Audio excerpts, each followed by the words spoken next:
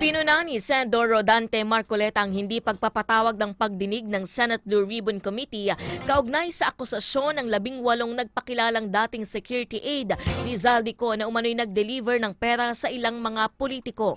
Sa kanyang privilege speech sa Senado nitong Lunes, binigyan diin ni Marcoleta na dapat umanong masuri ang mga paratang sa pamamagitan ng isang formal na investigasyon.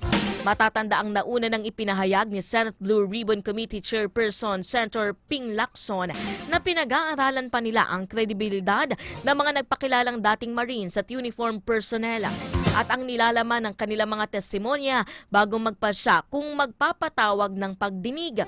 Ayon kay Marcoleta, tila nabuo na umano ang konklusyon ng komite bago pa man masuri ang mga salaysay sa harap ng Senado. Dagdag pa ng senador, dapat aniyay masigurado na lahat ng ebidensya ay maihaharap at masusuri ng pantay at hindi lamang ang mga impormasyong pumapabor sa isang panig.